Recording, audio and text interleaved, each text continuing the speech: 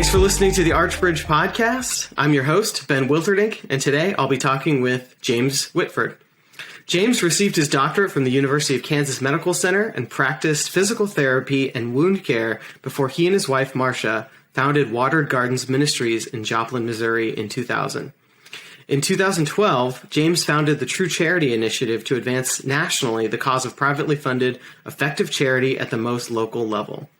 His work has appeared in a variety of popular and scholarly outlets, and in 2019, he and his wife Marsha accepted the World's News Group Hope Award on behalf of Watered Gardens Ministry. So with that, James, thank you for joining us today. Yeah, been glad to be here. Great. Well, I want to get started with probably the most basic question here, just to kind of fill in everyone who maybe hasn't heard about you or what you guys are doing. So what is Watered Gardens Ministries? Oh, it's a good question. When my wife and I co-founded the ministry 21 years ago now, the calls originally that would come in were things like, do you guys sell garden equipment there, or do you sell bird baths? Or, we got all sorts of questions like that because people didn't know what watered gardens meant. Watered gardens comes out of the Bible. It's a passage in Isaiah chapter 58 where God is really chastising his people through the prophet Isaiah, saying, you're just going through the motions of religion, but you're not actually doing what I'm asking you to do in regard to helping the poor. And then he goes on in that passage to say that if you will divide your bread with the hungry, if you'll shelter the poor, if you'll clothe the naked. In Isaiah chapter 58 verse 10, he says, if you will extend your soul or give yourself to the hungry, then you'll be like a watered garden and like a spring whose waters never fail. So it's this promise of a flourishing life as we learn that it is better to give than to receive. And so that's the name where it came from, Watered Gardens. Now what that looks like today, it didn't look like that, of course, when we got started, but today we have 4 different properties in Joplin, Missouri. So this is southwest Missouri, and one of those we're meeting a lot of basic needs for folks who are struggling with chronic addiction, chronic homelessness, a lot of mental health issues. We've got in that particular facility an adult shelter for men and one for women. We have a mission market where people shop for food and that type of thing. So basic needs getting met out of one of our facilities. Another one is a shelter primarily or specifically for women, for moms with children. So that's a whole nother spot that we have. And then we have another location that's a long-term program for men, guys who have been struggling with recidivism, on and off the streets, in and out of jail, what have you, and they need long-term developmental work, and they'll commit 12 to 15 months to character development and work readiness, and they go through a lot of classes and a lot of work training and things like that to be bridged into local employment in our community. And then another thing that we've got is called the Worth Shop, and that's a very unique ministry that probably, as you mentioned, we had won the Hope Award from World News Group, and a part of that had to do with this concept of our Worth Shop, which we call it a Worth Shop because we believe that work awakens worth in people's lives. So to get out of the handout model of ministry, we developed a few small social enterprises where people can plug in 30 minutes, an hour, 2 hours to earn even the very basics like clothing, food, shelter, and other things. And so today we'll have about 8,000 volunteer shifts over the year that get filled from volunteers in our community that come and are working in one of those aspects of our ministry. And we'll, meet about 25,000 needs in a year through their efforts. We can talk about this later, but the real thing is what are the outcomes look like and what's happening in people's lives. But in a nutshell, that's what's going on at Watered Gardens. Yeah, I think that's helpful to set the stage. But, a few of the things that you mentioned there, like Worth Shop, and, kind of dividing things between immediate care versus more longer-term development. Do you think you could talk a little bit about what sets Watered Gardens apart from maybe some of the other organizations that are out there, whether it's just sort of like an overnight shelter or like a jobs training program, or, there's some other things that kind of sounds sort of similar to this, but I get the sense that what you guys are doing is pretty fundamentally different. So what really kind of sets that apart? Well, I really think more than anything, it's taking the idea that every person really does have an intrinsic value and that they bring some resource or capacity to the table.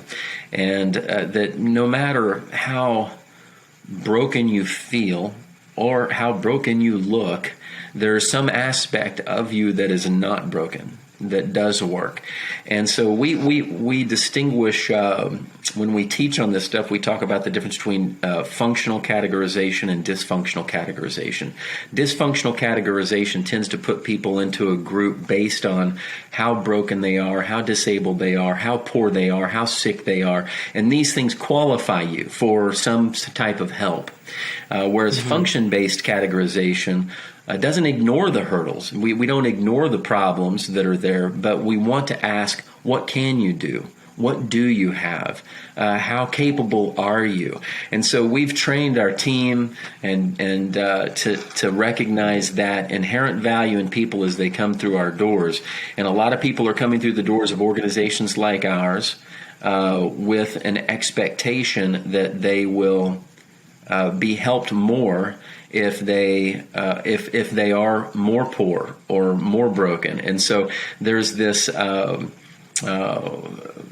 this incentive almost to magnify that. I mean, it may not be conscious, but I can guarantee you that if what we give you is based on how poor you are, you're going to tend to either stay there or magnify the poverty in order to get what it is that you need. And we've got to flip the script on that. And so we've been working really hard at that in our mission.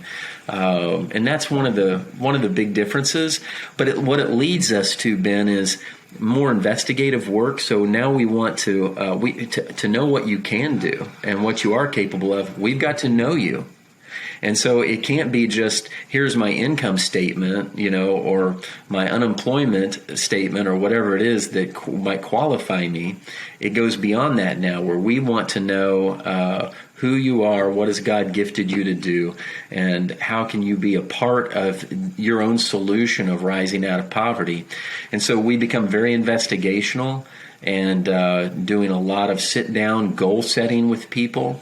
And we're just not that organization where you're going to come in and we're just going to hand something to you and you walk out. Now, that said, there are a lot of organizations that are doing great work. We are not the only ones.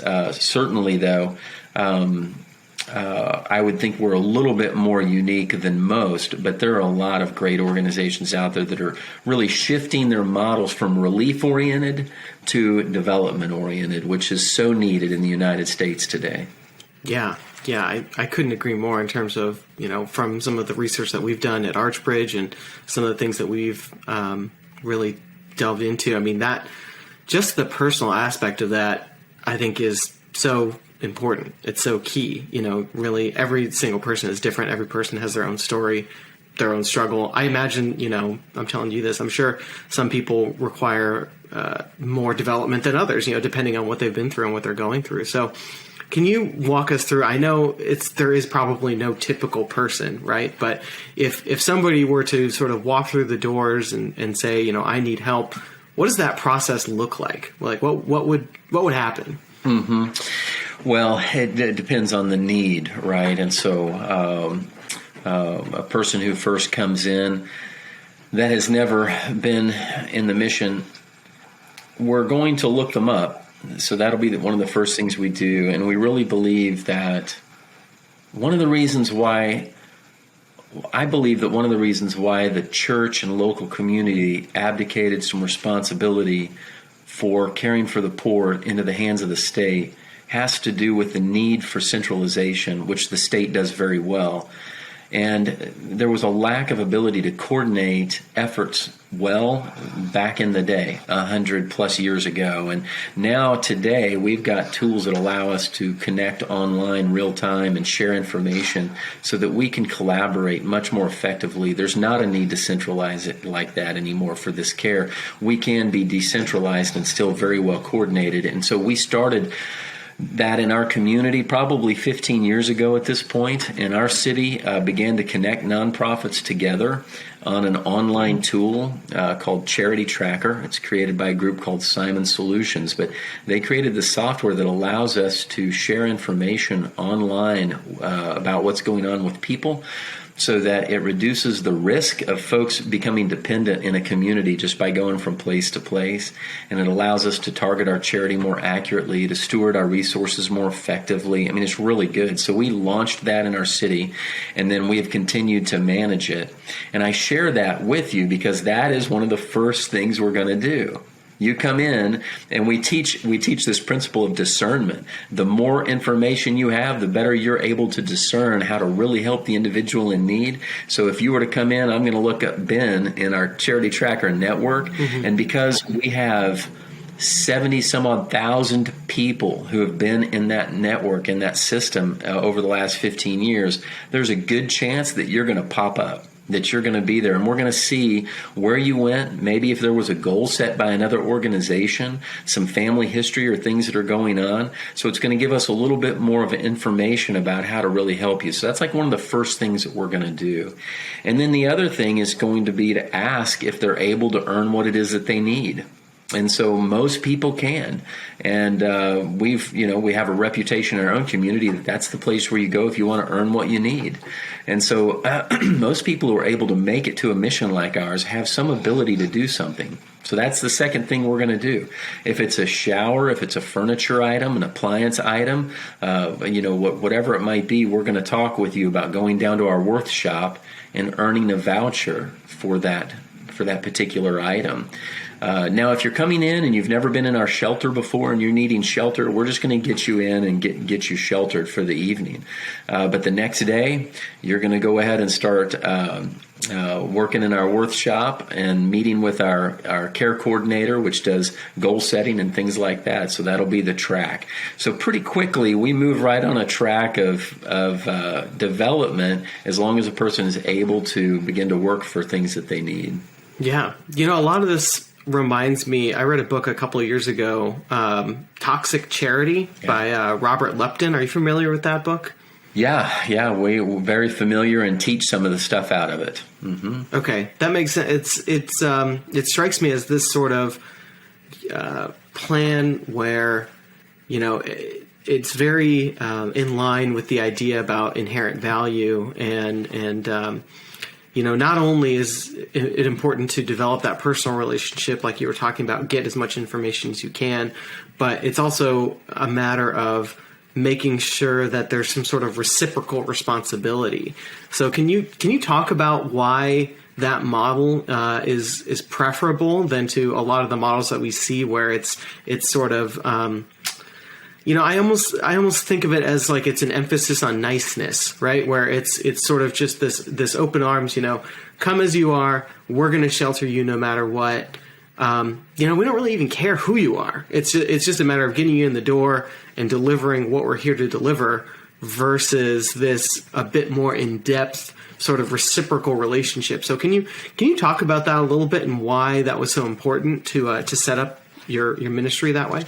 Yeah, sure. In fact, reading Toxic Charity was very formative for me.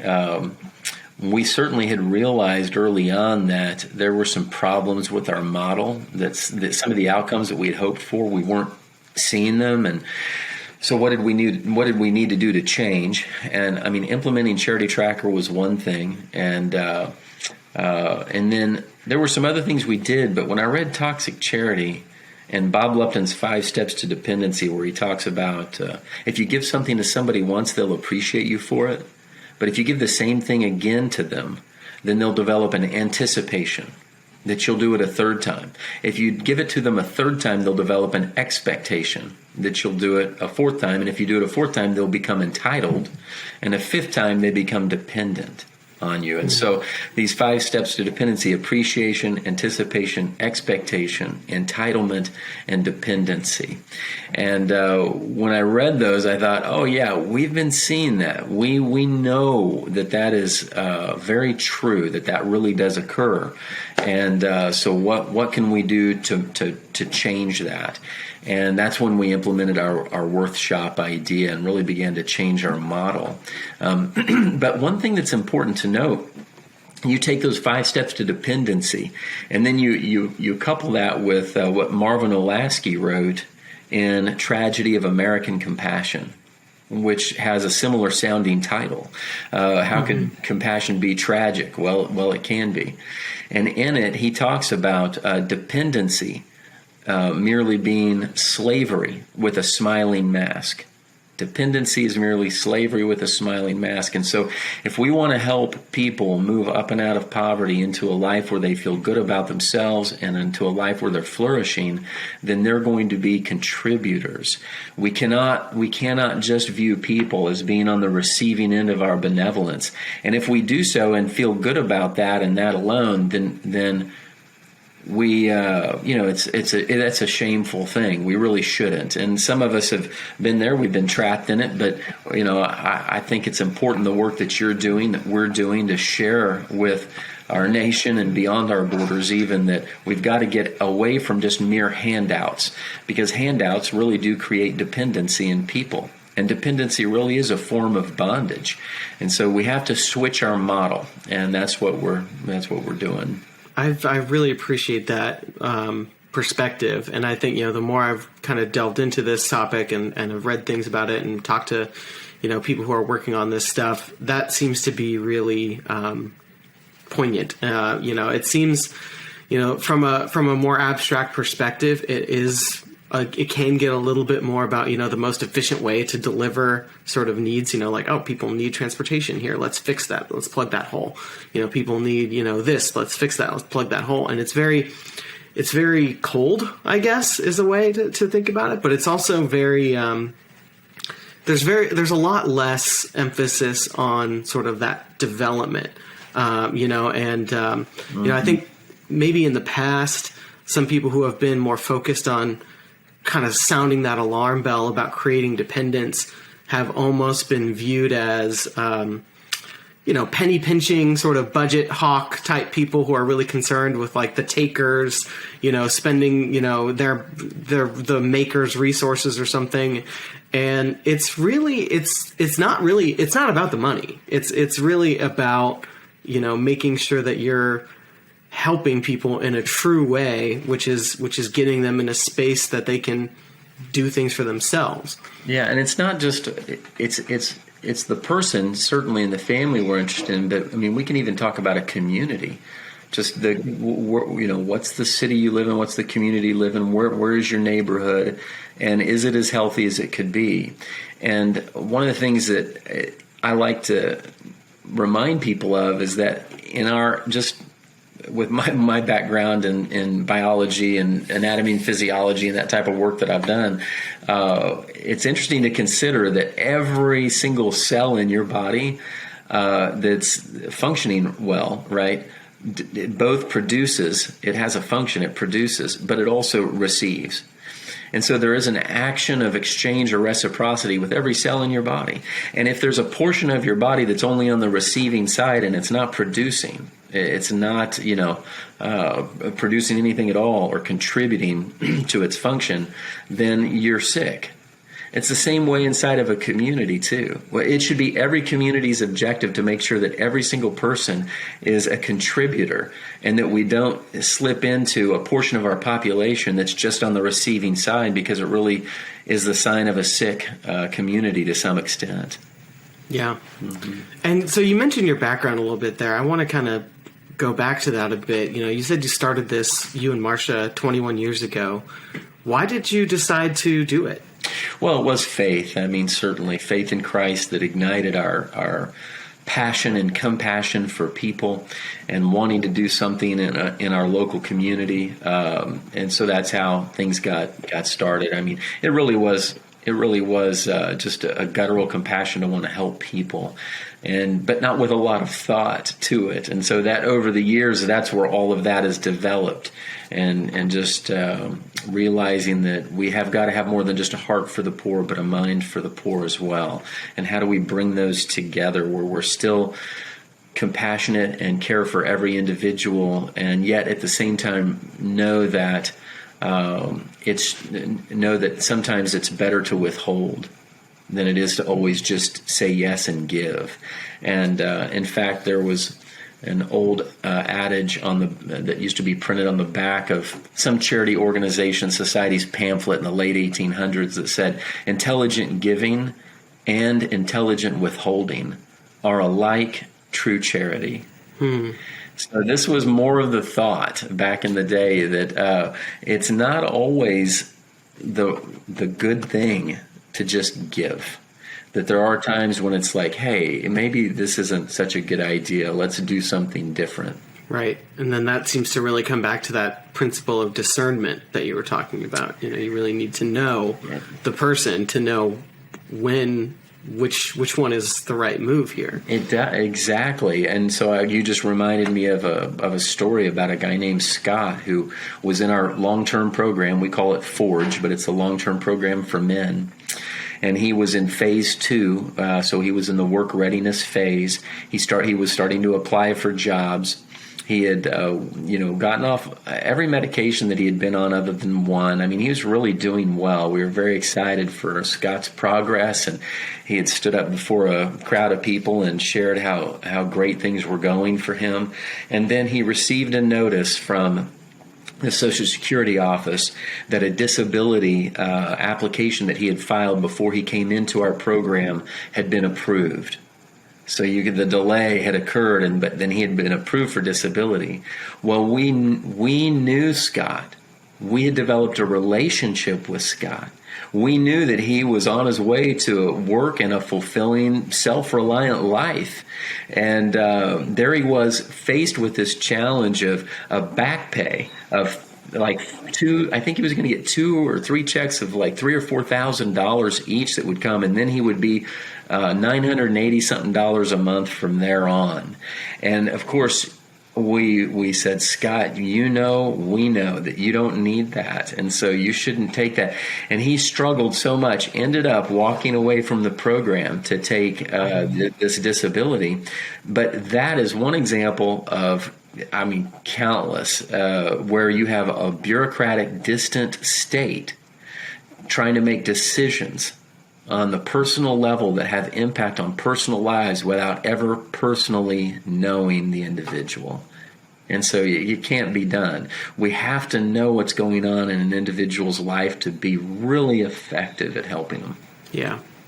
I mean, that is the nightmare, right there with, that's a sad story. Have you followed up with Scott or kept in touch with him, or is it just? I think maybe my program director might have, our Forge program director might have some information, but I don't know. I just remember, encouraging him in my office that day. He had his head in his hands and was trembling under the pressure, because he was faced with quite a decision. Yeah. But then we've had others that have been faced with that decision as well, that have made the right decision. Another guy named John, who had been, he was abused as a kid, witnessed a murder when he was 13 years old in his own home. Oh my God. I mean, he'd really been through a rough childhood and ended up homeless and an addict. On the streets, came into our mission, came into our program. Well, part of our program requires that you stop pursuit of government assistance. And so at that point, he had food stamps. There was a housing voucher that was coming to him. He was up for disability. I mean, he was like looking to put it all together, and he had to walk away from that. And he told us it was actually a radio PSA that he was recording, and he said, walking away from that government package was the hardest decision I'd ever made in my life. And now John went on to be full-time employed as an over-the-road truck driver, free of government dependency. The state had known John, hadn't known him at all, but thought that he was just irrevocably broken, and that there was no way to bring him back from that state of brokenness, where we saw somebody else because we got to know John. And sure enough, he went on to succeed. But I think the point, Ben, is that we have one man there, and I would say there are millions more in America today who are faced with that same decision. And he said it was the hardest decision he ever made in his life to walk away from that government package. And that is an incredibly difficult decision for millions of Americans today who have probably more capacity, more opportunity, more ability than even John did, and certainly as much as Scott did. And it's sad today that we see such an overreach of our federal government into local communities and neighborhoods, and distracting people from reaching their full potential. It's a heartbreak. It really is. Yeah, I agree. I mean, I don't know what decision I would make. Yeah, right. It's I'm trying to think about that right now, and I'm just I don't know. Yeah, it would be a tough one. Yeah, that's no kidding. Well, I think that's a good segue into one of the other things I wanted to ask you about, which was this issue of government and government assistance. So you mentioned something a little offhand there.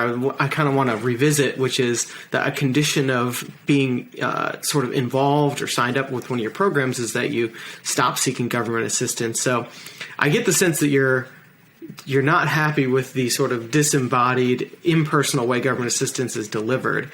But I wondered, what do you think of the broader role of government assistance? Do you think of it as something that could be reformed in a way to complement what you're doing? Or do you think that maybe as it is right now, it's just a complete hindrance to what you're doing? Or or maybe it's neutral and these are just some sort of outlier stories. So can you explain how you view that more generally? Sure. I think, first of all, there's, I think, valid arguments on different sides of this issue and a lot of healthy debate that goes on. What is the role of government in helping the poor? I mean, the very author of our Constitution, James Madison, stood on the House floor at the point of the Haitian Revolution when Haitians were coming in, immigrating to the United States as refugees, and they were appealing to Congress at that point for funding, and that's when he said that basically, I'm trying to remember his exact words, but basically he couldn't lay his finger on any point of the Constitution that would justify the government being involved. It's no part of he said it's no part of the legislative duty of the government. Charity is no part of the legislative duty of the government. Those were his words. And so that's a very strict constitutional interpretation. It's not in the enumerated powers. Federal government shouldn't be involved in that. It wouldn't even probably qualify under general welfare because it's welfare for a specific group of people. So there's that side of the argument. But here's what I think government could do to be helpful. And it's really not through tax credits, which I'm not necessarily opposed to, but I still think it puts the responsibility more on government when we're dealing with tax credit issues to help the poor. Although I do love the idea of local people sowing into their community and having to pay less taxes as they do so. Mm-hmm. But I really think that, I mean, it's kind of just a dreamy idea, but I call it a charity zone idea. And it's this idea that government is at work in helping protect the idea of subsidiarity. Subsidiarity being the simplest way I describe it is neighbor helping neighbor before the state helps your neighbor. So there are these concentric circles around the individual. What can the individual do for himself? So subsidiarity practiced in purity is also a form of instilling dignity because it does call on the individual to do what he or she can for himself. That's incredibly important. But then after that, what can the immediate family do? And so that's incredibly important to ask, where's a mom or brother or family that can be involved? And then is there a local church that you're a part of or that's in your neighborhood that could help you? Is there a mission or a ministry like Watered Gardens in your city that could be helpful? And then we could begin to look at some larger things like your local municipality. Do they have some sort of a work-ready program funded as a local municipality project? Is there state funding? Is there federal funding? And so, these concentric circles like that. I think that government should be engaged in helping protect that, rather than interfering with what is really very natural. And even Aristotle in his talk of families and villages and the city-state understood how important it was that these concentric circles not be interfered with or broken. And that to exist outside of those, he said, is an impossibility. Aristotle said to exist outside of that is to either be a god or a beast. Yeah. Those were his words. And so, and I thought, oh my gosh, I remember reading that. It might have been in politics or what, I'm not sure what the writing was, but I remember reading that and thinking, is that what we're doing through this overreach of the federal government, intruding into the lives of families that really should be connected rather than being disengaged because there's no longer a demand for the interdependency that should be there? As we interrupt subsidiarity, are we creating beasts instead of the dignified people that God has intended for us to be? So anyway, that's really what I think the government's role ought to be, is saying, okay, have we ensured that local community resource and energy has been fully invested in trying to help people before we jump in as the state or federal level to take care of a problem? Yeah. I think that would be a better approach. It's certainly not the one we have now. No. And so I kind of want to follow up on that by maybe throwing a bit of a curveball question here. So I know a lot of the people I think that you and I both interact with, or some of the circles that we're in, would prefer that sort of vision, would prefer that development model. I think that there is a bit of a tension, though, for maybe there are some critics who are saying, I think that I agree with you, James. I think that's the right way to go. But here's the thing: civil society has been atrophied so far. Government has been encroaching in this space for such a long time. It's crowded out, most of the people. It's great that you've got Watered Gardens, but most places don't have something like that.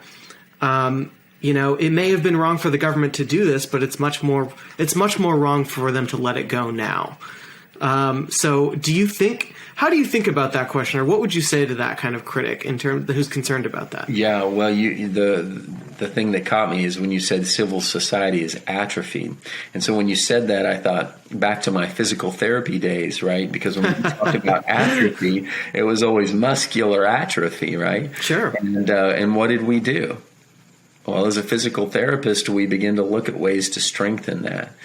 And one of the things that I learned as a physical therapist that we teach today that I think is not only maybe useful on the individual level, but maybe even the organizational level or the local municipality level, is this 2-word sentence: challenge develops. And that's just true. Challenge does develop. So when I would walk into a patient room, I would sometimes be called a physical terrorist. And that's just because, I'm walking into the hospital and I've got a family kind of huddled in a corner, and I've got a grandmother or a great grandmother in the bed that just went through a hip surgery, and I walk in the room, and more than once I was like, I'd hear, oh, the physical terrorist is here.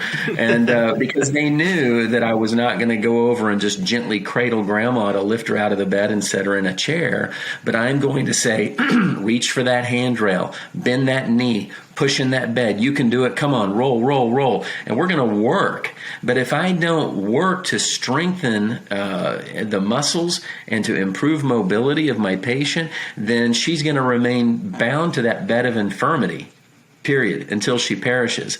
Same thing with the folks that we work with who are poor, whether the poor who might be dependent in that bed or an organization that's only doing relief work. If we don't begin to allow ourselves to be challenged or to challenge those that we really care for, then they're going to remain in their bed of poverty until they perish as well. So challenge does develop. And if civil society is atrophied, what do? We need to welcome challenge. And so we would say, let's see the state begin to retract, and maybe it doesn't feel good. Maybe there is some hurt that goes along with it. But I do believe with all of my heart, especially after seeing what my wife and I and our community have done through Watered Gardens, I have no reason to believe that can't occur on a mass scale. And really, there are, I think, half the poverty-fighting nonprofits in the United States are privately funded. Now, if they're all practicing effective charity where they're measuring outcomes, and we could begin to see a shift in that direction, I think it's very possible to say we just don't need as much government assistance, which should call more of civil society in to be strengthened for the future. Yeah, I like that vision. I think that's a really, the physical terrorist thing really sticks out to me. Is, maybe that's sometimes that's what you need. Challenge develops. I'm gonna really hang on to that one. I think, I even see that a little bit in my own life. Nothing is, thankfully, Sure. nothing as dramatic, I think, as some of the folks that you've been working with. But just normally, when going through there's always challenges, but you do develop. That's certainly something that I've seen. That's exactly right. That's how we've developed. Yeah. I know. I want to shift a little bit. We've been outlining some of these principles, I think, that have really informed your work in Watered Gardens. But you also, in 2012, you started an organization called True Charity. Mm-hmm. So can you explain what is True Charity and why did you decide to start that as well? Well, as I had mentioned, we had gone through these pressures for change within our organization, realizing that we were creating dependency. We had to get away from it.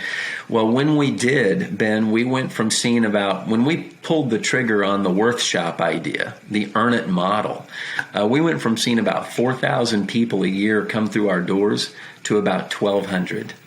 Interesting. Okay. Yeah, right. And so the question was like, where did these 2,800 people go?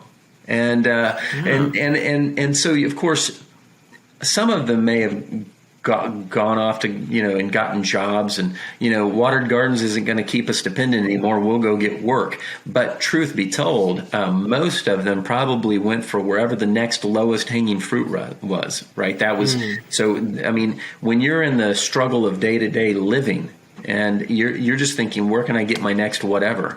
And so that tends to be where you go. Human nature is to just, this shortest distance between 2 points is a straight line, and whatever I can get to next is where I'm going to go. And that doesn't necessarily mean that it's healthy, though.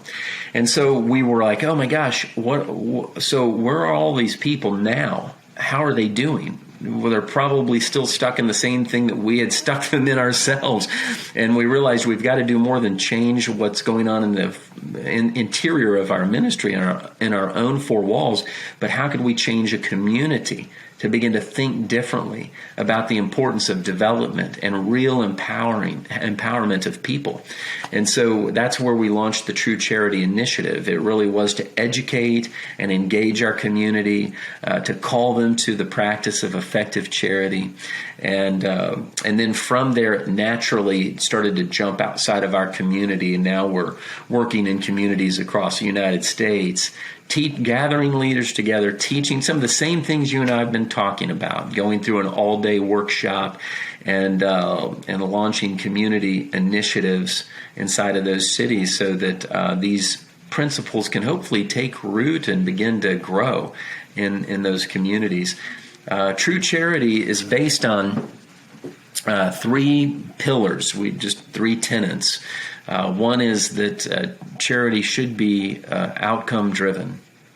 And so we've got to quit just counting how many pounds of clothing we gave away, or pounds of food we gave away, or how many people came into shelter.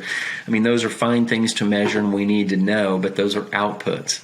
And to understand the difference between outputs and outcomes is incredibly important. So true charity is outcome driven. We believe that. And now we've developed training and help leaders and organizations figure out how to develop outcome domains, key performance indicators, and to make sure that their outputs or their programs are matching up with their outcomes and the indicators that they're measuring and how to measure them. So true charity is outcome driven, but true charity is also work oriented. So, or we might say challenge-oriented. Sometimes we interchange that. Right. Because it doesn't necessarily have to be that you've got to have a workshop in your community that you can send people to get vouchered for things they need. We love that idea, and we think that every community ought to have that. But there are other ways to do challenge, like goal setting. Just to sit down and write a good goal or two with an individual so that they are challenged then to take some steps that are going to be good, goals that they've agreed on. It's their goal, not ours, right? But we would be accountability partners in that.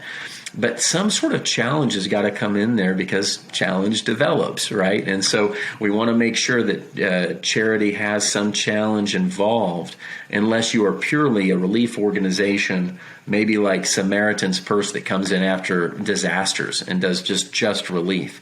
But it's important to understand relief should be short-lived. And even then, it's good to stay coordinated in that so that there's not abuse of relief. But anyway, outcome driven, work oriented, and then we believe that true charity is privately funded. Certainly, we have nearly 50 nonprofits across the nation that have joined our True Charity Network. Not all of them are 100% privately funded. I think about 83% are. But so we have some that are taking some government money. But all of those organizations are warming up to the idea of these three tenets, and we really do believe that ultimately it would be best if charity is privately funded and that there's not any government money used at all for it. And we say that because we believe that charity, true charity, is something that's authentic, that comes from a person's heart. I want to give to this organization. I want to help this person on the street. I want to, right? And for there to be a legislated redistribution of wealth back into these poverty-fighting nonprofits short circuits the real compassion that should occur. Tocqueville talked about this, and I think it was probably... it may have been in Democracy in America, or it may be in his memoirs on pauperism. But he talks about the moral tie that's established between the rich man and the poor man, and how public charity disengages that, and how the only thing that really brings the poor and the rich together often is the charitable transaction. So here we are talking about, let's bridge the divide. And we think our society today tends to think that bridging that divide is going to be through the redistribution of wealth. But it will never bridge the divide. In fact, it will only widen it. It will widen the gap. The only way to really bring it together is to allow for the private, charitable, compassionate interaction to occur between those who have and those who don't. And that kind of accountability and relationship that's formed in that transaction is incredibly important, and it's being short-circuited today through government funding.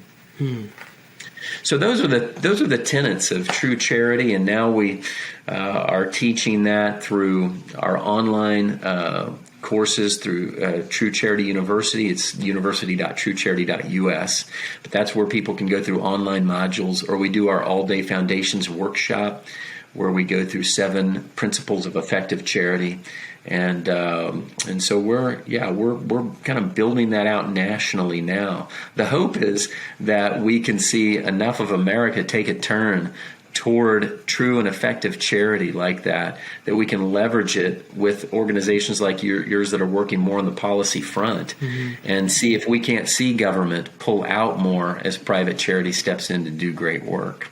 I think that's an excellent goal. I mean, I think that's a really important vision for the future. I do have questions about it. I'm curious, what has been the reaction when you maybe talk to other groups who might be inclined to attend some of your lessons, or maybe they've encountered you in some other way?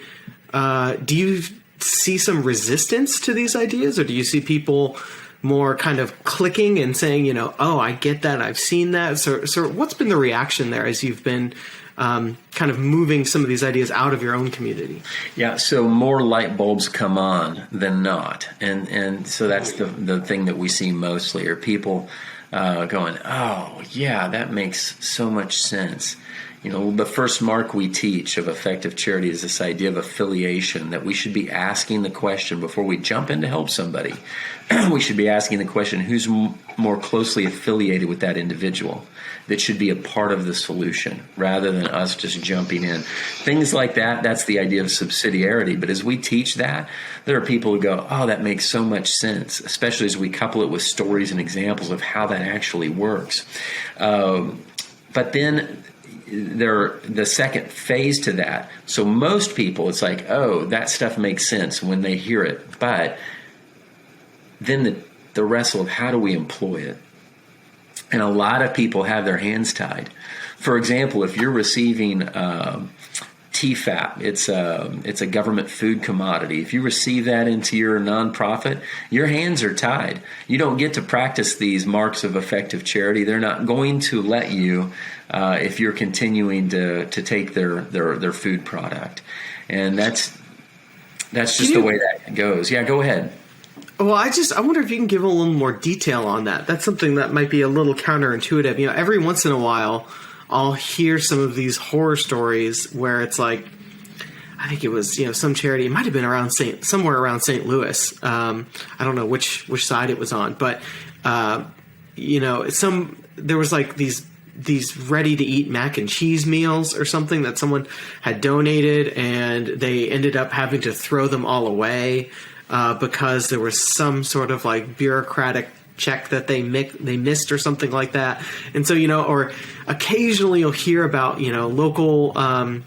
local municipalities sort of cracking down on a church that is sheltering people in the basement, and it doesn't meet some code or something like that. So, I hear about that every once in a while, but most of what I see is they seem isolated. They seem like isolated incidents. So can you talk a little bit about the ways in which some of those programs really do tie the hands of would-be charity providers? Like, how does that work? Yeah, so it's just written in the rules. So it is a rule that's passed on.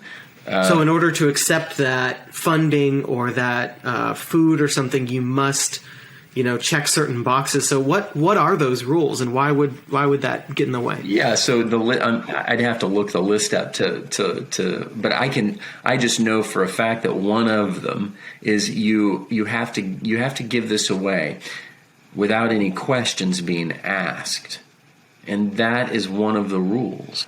And so you're not able to do investigative charity work. You're not able to enter into reciprocity with an individual.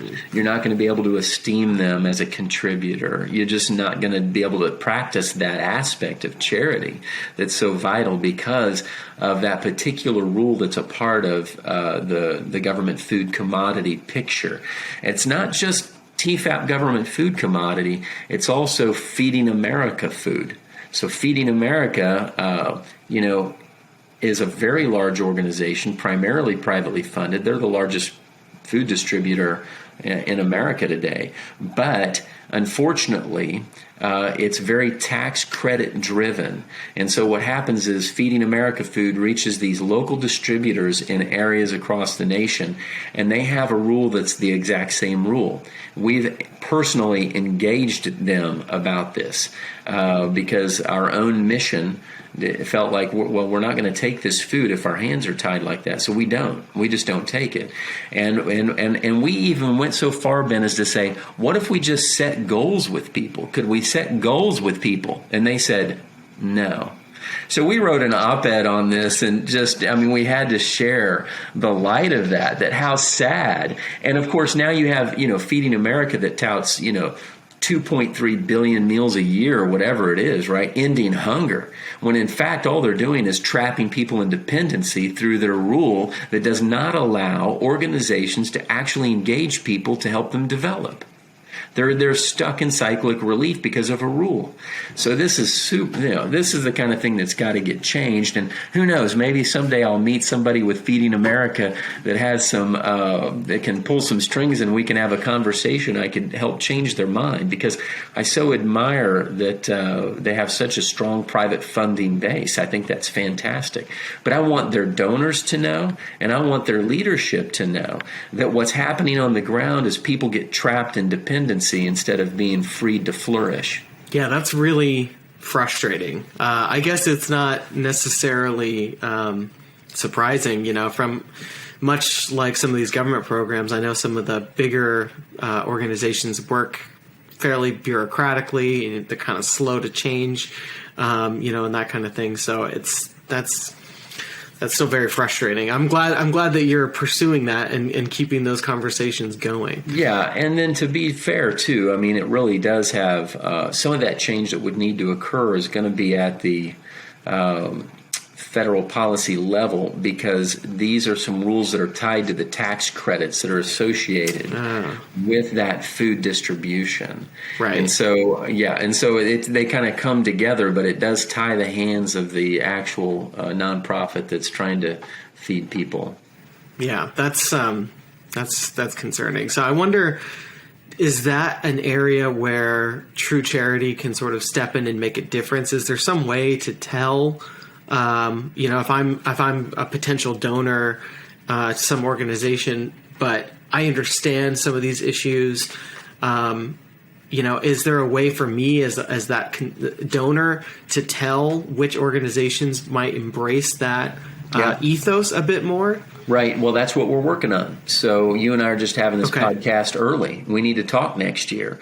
But we have, so right now we have, again, 40 some odd organizations that are a part of that network. And what we're looking at with each organization is how much does each organization line up with those three tenets that you and I have talked about. And at some point within the next year, we started a map. So we have a national map of these organizations that are on our website. But at some point in the year, you'll be able to hover over an icon on a map and see how much do they align with all three of these tenets. And then what we'll be doing is working with philanthropic groups, donor groups, to say, hey, for those who really love liberty and they really want to help the poor, then they need to be looking at these organizations that are on our map. And as we can begin to turn the private funding attention in America toward good, privately funded, effective charity programs in our nation, then we think that maybe we'll see more people that'll say, I don't want the strings that are attached with this government grant. I'm not that interested in it, and I don't need that TFAP food. And I don't, and we'll begin to see a shift toward a more private funded, effective model of charity. That's our hope for the future. I think you will. That's great to hear. I hope, and I'll do my part to, whatever I can do to help with that mission. I think that's so important. Well, good. Thank you. That's one of the reasons I love getting connected with guys like you, is because policy matters. And so the work of think tanks in America today is incredibly important. I hope so. I think as we were talking before we started recording, at the Archbridge Institute, we work on helping unlock potential. We work on helping to remove the barriers that prevent people from moving up the income ladder, particularly across generations, but just in general. And we sort of see it as these two sides of the coin, right? There's the artificial barriers, which are much more concrete policy. So, for instance, occupational licensing restrictions, or even sometimes restrictions that they'll deny licensing to a person that's committed a crime that's totally unrelated 30 years ago or something. Yeah. Stuff like that. I would even say minimum wages are another barrier that prevent people from getting into the workforce early, or if they have fewer skills or what have you. And then there's that other side of the coin, which is the natural barriers, which are, nobody really put these barriers on somebody, from a government or a state perspective. It's just, we all have our own struggles, so, and obviously some a lot worse than others.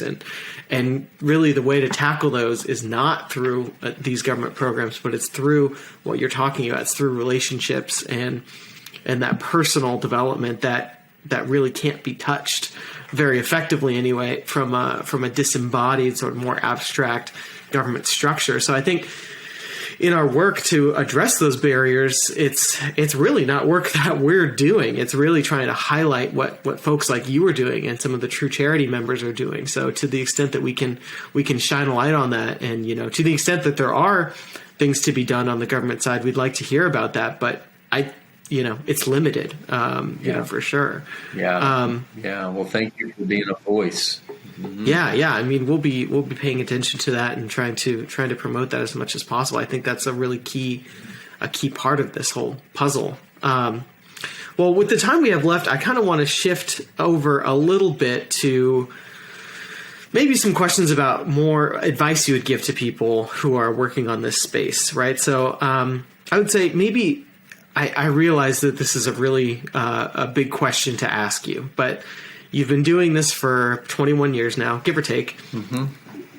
What are some of the key lessons that you've learned? Maybe if there's some other people who are working in their own communities, or maybe they're involved with sort of a ministry in their local area that does some of this work or does something similar. What are the key lessons that you would want to communicate to people who are doing this kind of thing right now? That folks that are just in the poverty fighting business. Yeah, let's start with that. Let's what are the key lessons that you would give to those people in particular? Don't succumb to denial. Okay, that's probably a key lesson. Don't succumb to denial. There's an aspect of, like, there can be a thing in the background of your mind that says, I have been seeing the same people for too long coming through my doors. People aren't actually getting better from the work that I'm doing. That kind of stuff. And there can be a tendency to want to suppress that. And I would say, don't do that. Don't succumb to that denial, like, I'm doing good, and to ignore that thing. If it's there, then you've got to be really honest with yourself and look to address it. So that's certainly a key lesson I went through myself. And understanding that we're all going to grow as we come upon new truths in life. Well, they're not new, but they're just new to us. Truth is truth, but as truth is revealed to us one way or another, maybe through this podcast, somebody goes, oh my gosh, I never thought about that. Well, now what will you do with it? So as a lesson, we've got to, once truth avails itself or is revealed to us, then we have to make a decision. Are we going to accommodate that truth and change what we're doing, change what we're saying, or are we going to ignore it? And so I would say don't ignore it when you get it, when you see it. You've got to fight to make yourself line up with what you've learned to be true or what you believe. And then be willing to change your program, be willing to make some radical shifts, be willing to step out, and don't just because you've been doing something the same way for a long time. It's okay. It's better to say, I've been screwing this up for a long time, than it is to ignore that and not say it and continue to screw up. It just so I did it. I mean, I did it. I had to look back at years of what I'd been doing and going, this isn't good. I was not doing this right. And that's not an easy thing to do. But you certainly don't want to suppress that. So that's one lesson to be thinking about. I think the other is, I think poverty fighting nonprofit leaders sometimes get a little too isolated, like, it's just about my mission. It's just about the people I'm helping. And sometimes, I mean, I think the focus can be really good like that, to be very driven about your mission. But you've got to take into consideration larger systemic things that are going on, and never believe that you can't make a difference. I mean, I understand the fight that I'm in, and you too, Ben. It's a David against Goliath thing. Well, we know that. But, if you don't ever pick up your stones to sling them, you're never gonna have a winning battle. And so I think that there are poverty-fighting nonprofit leaders that might realize that there are some problems with systems, problems with bureaucracies, and then I'm just going to go on and just continue doing what I do. But if we're really going to be problem solvers and we really want to help the poor and the people we're serving, we have to somehow address that. Whether that's, you could join True Charities Network, and at least there you're going to get an opportunity once a month to answer a policy-driven question where you can put down your own opinion and share your own stories about how bad policy is hurting the people you help. But somehow you've got to be a voice. You've got to be an activist on that. You've got to do something other than just allow whatever to happen. And so I really think that's an important lesson for poverty fighting leaders today, which a lot of poverty fighting leaders today love liberty. But we've got to connect liberty and charity together. They really do go together. If you're a free, in fact, the indices of World Giving Index and the liberty indices, if you look at them, the nations that are the freest are also the most charitable. And so there's something about giving and volunteering that goes along with being a free nation. So these things are together. We should care about liberty if we care about charity. And we should care about charity if we care about liberty. Because those two things coexist. And they're in a symbiosis of sorts. And so we need to respect both. And so I would say to my charity fighting leader friends, don't just that are fighting poverty. Don't just care about charity. Care about liberty also, and consider how to address the problem, the things that are threatening our liberties today. I think that's really an important insight, and it really sets up well for this kind of last question I want to ask you about, which is kind of the other side of that table, right? So we've talked a little bit about your advice for people who are working in the charity side and who are focused on helping people in their communities. What about people maybe like me or, who are in some of these circles who are working either, maybe in some level of government, whether it's at the state level or the local level, or maybe they work around government like I do in a think tank, or maybe even in academia who are studying these issues from a more academic perspective. What advice would you give those people who are working on in and around this stuff, although maybe not quite as directly as you are? Probably be intentional about connecting with poverty-fighting leaders. I think that's great, so that we can continue to build very meaningful, purposeful, and impactful relationships. And I think that's really important. I would also encourage you and any other person to consider a mentoring relationship with somebody who's been struggling in poverty.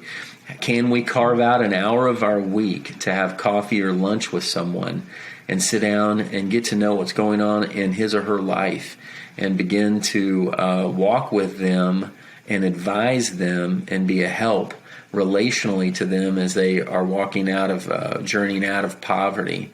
I created a tool called Life Deck at lifedeck.us, and Life Deck is a 40-week very simple tool to use where you go through different categories of life together, just asking questions back and forth to get opinions and thoughts and ideas. So it's a biblically based mentoring tool. But we need tools like that, and we need people who are willing to sit down one-on-one with individuals, because without relationship, we're just never going to solve the problem. So we can come really close through, a lot of different things. But even if you had policy perfected, you still, if the perfect policy does not call the compassionate individual into a relationship with somebody who's hurting and broken, then you're not ever going to actually see the generational problems that are there get fixed. And so I would say to everybody, carve out an hour a week, go down to the local mission, your local nonprofit, and ask, is there anybody that I could just connect with here and maybe begin to have a lunch with or a coffee with once a week? I think that is incredibly important. And lastly, I would say make sure that if you're contributing financially, do so wisely. Make sure that you're thinking about, is this charity that I'm supporting, are they privately funded? Are they outcome driven? Are they implementing challenge in some way? So be thinking about that as you consider your giving. Yeah. I think, in all of your advice here, it really comes back to, it starts with us, and that's how it's got to be. But yeah, no, I really appreciated the conversation today, James. I think you're doing really great work. And, if there's anything that we can do in the future to help sort of highlight what you guys are doing, please let me know. And I really appreciate you carving out the time to come on and chat with me today. Well, thanks for having me, Ben. Excited about your work as well, and glad that we could connect today.